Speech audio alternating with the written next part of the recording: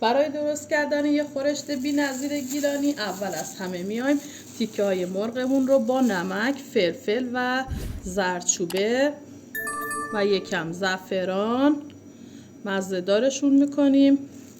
این خورشت خوشمزه رو گیلانیای عزیزمون با مرغ محلی درست میکنن که ما چون مرغ محلی در دسترسمون نیست با مرغای معمولی و عادی هم میتونیم درستش کنیم.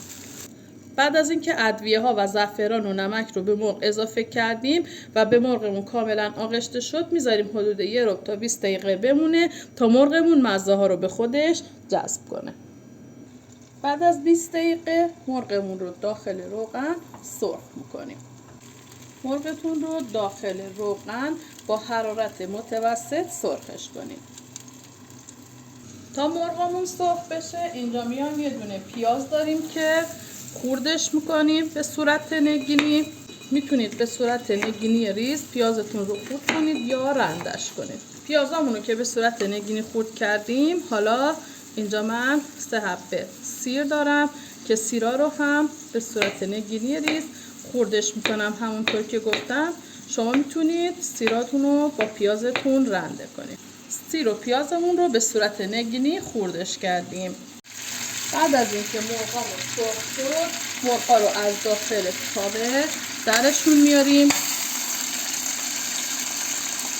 و پیاز نگینی رو به تاوه اضافه میکنیم و داخل همون روغن پیازمون رو تفتش میدیم. پیازتون رو تفت بدین تا نرم و سبک بشه.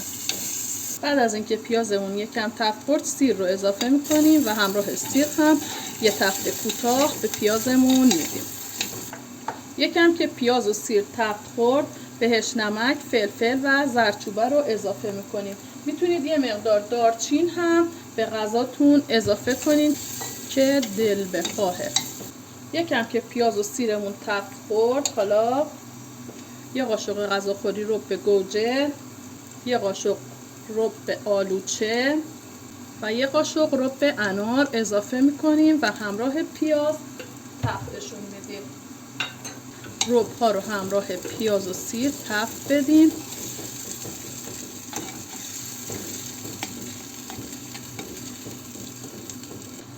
یه لیوان آب اضافه میکنیم.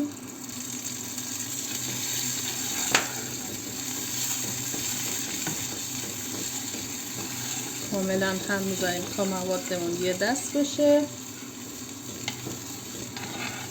تو این مرحله مرغایی که سرخ کرده بودیم رو به ظرفمون اضافه میکنیم.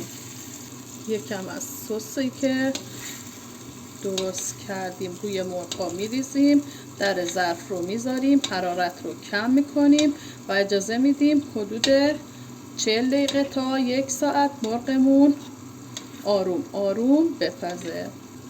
من در ظرف رو میذارم، حرارت رو کم میکنم و اجازه میدم حدود 1 ساعت مرغم آروم بپزه.